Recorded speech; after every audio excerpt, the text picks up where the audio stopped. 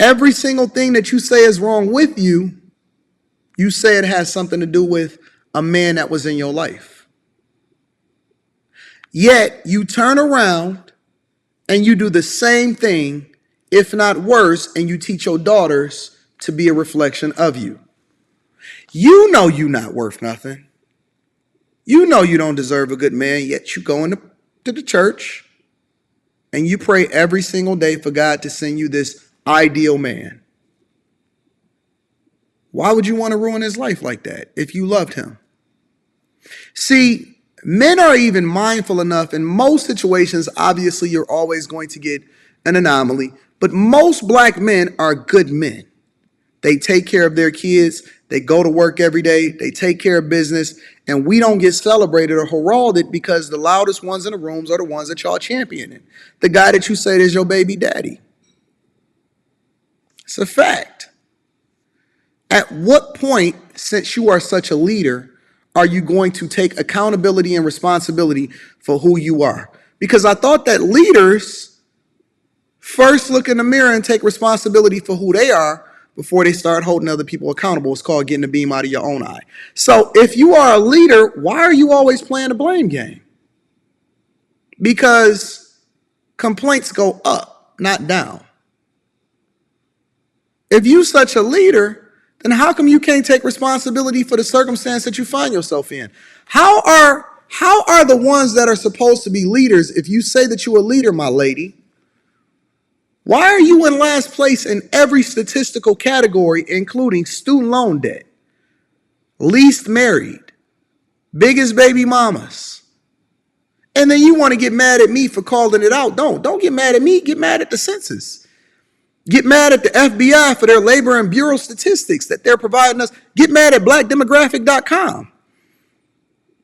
Get mad at the IRS for releasing data that basically says that you still make less than us, even though you go to school and you're the most enrolled, the least educated, also the one that go into these basket weaving degrees, and the most in debt. Yet you continue to control the elections. You got all of the freedom to do what you want to do. Man, listen. The reason why this country went down as fast as it's going, as far as how things are going and the things that we voting in the office, and Brandon Johnson over there in Chicago and Mike Johnston over there in Denver, and the lady over there running LA, and the mayor that just got elected over there in Philadelphia, and then the people that was down there in Atlanta. And the reason why this is going so far, and we are on our way, torpedo on our way straight into hell, is because you are the ones that is controlling what is happening within our elections. That is a fact. You are the swing voters. You are the people that determine who gets elected. You are the ones that elected Lori Lightfoot over in Chicago and then Brandon Johnson.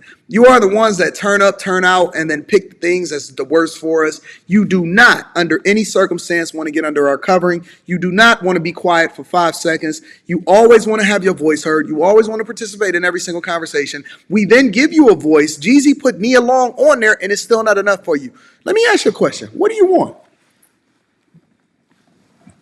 Curious. Just curious. What are you looking for? In any negotiation, in any conversation, you don't want to get to the point to where the only thing that you're hearing is complaints. And it's the same conversation that I have with people that are blackity black. You know, the people that's always wanting some form of representation, diversity, equity, and inclusion, Black Lives Matter, rah, rah, rah, rah, rah. I'm just curious, honestly. And I'm going to open up the chat for y'all in a little bit. But before I do, my question is, what exactly are you looking for?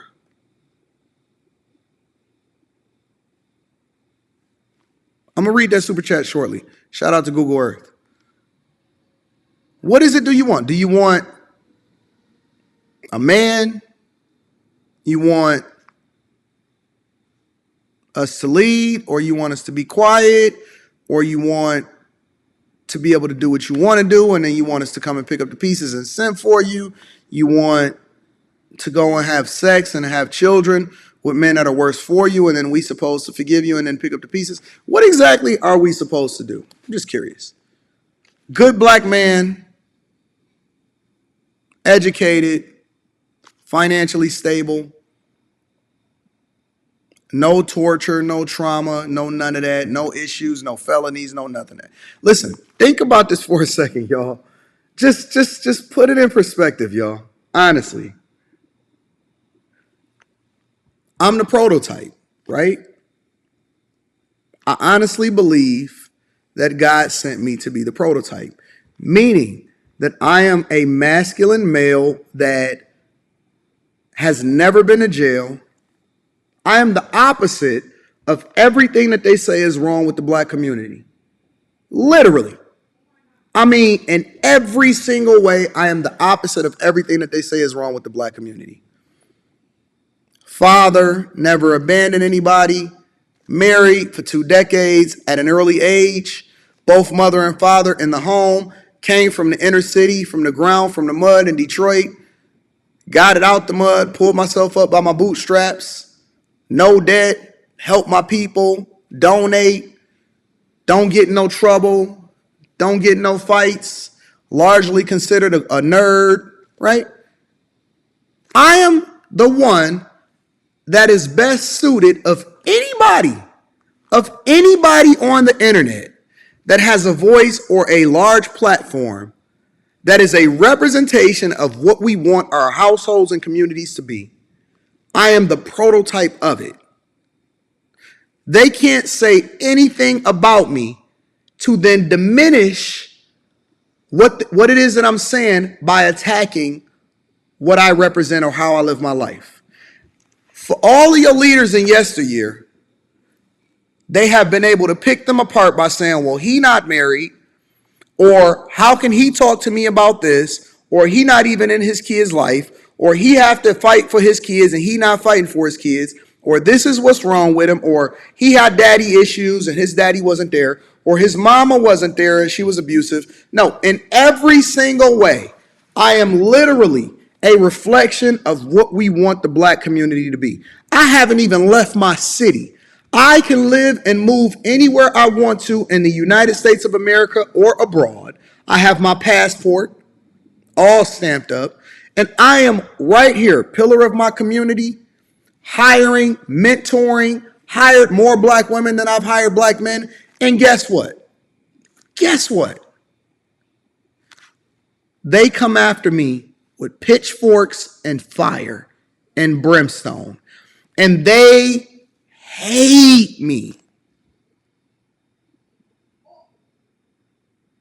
They hate the fact that I am communicating with a level of masculinity, and I will not bow down, I will not simp out, and I will not ever, under any circumstance,